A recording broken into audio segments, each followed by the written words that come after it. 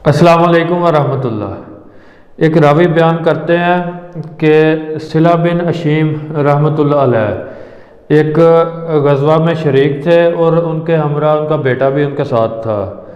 तो उन्होंने अपने बेटे को कहा कि तुम जाओ लड़ाई करो और मैं तुम्हारे लिए दुआ भी करूँगा, तो सवाब की उम्मीद रखूँगा और तुम्हारे लिए दुआ भी करूँगा।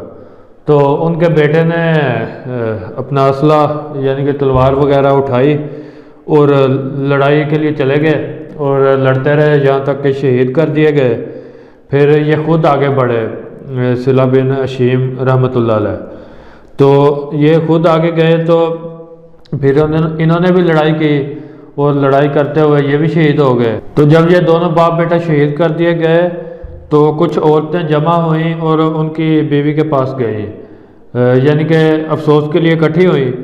तो वो जो उनकी बीवी है सिला बिन अशीम रहमतुल्लाह अलैह की, वो उनसे कहती है उन औरतों से कि अगर तुम मुझे मुबारकबाद देने आई हो तो तुम्हें खुशामदीद है, मतलब तुम ठीक है आ गई हो, सही है।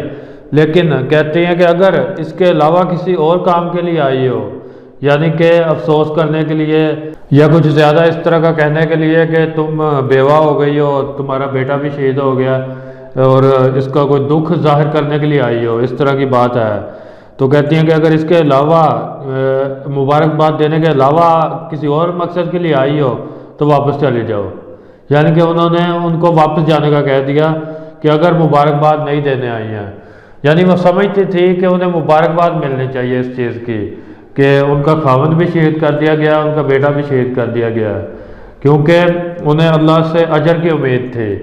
उन्हें इस चीज़ का दुख नहीं था कि वो शहीद हो गए हैं, क्योंकि शहीद के लिए दुख नहीं किया जाता, क्योंकि वो तो जन्नत के वारिस बन गए हैं, वो शहीद हो चुके हैं, तो वो तो अल्लाह ताला की जन्नत में जाएंगे। तो इसलिए सिला बिन अशीम रहमतुल्लाह अलैह की जो बीवी हैं वो भी यही चीज़ कह रही थी कि मुबारकबाद देने के अलावा अगर कोई चीज़ कोई मकसद है तो वापस चली जाए। तो ये था एक सब्र करने वाली औरत का वाक़या, और जो कि अपने खावंद और अपने बेटे की शहादत पे खुश थी, ना कि गमगीन थी, और लोगों को भी मना कर रही थी कि मुझसे ऐसी बात ना करें।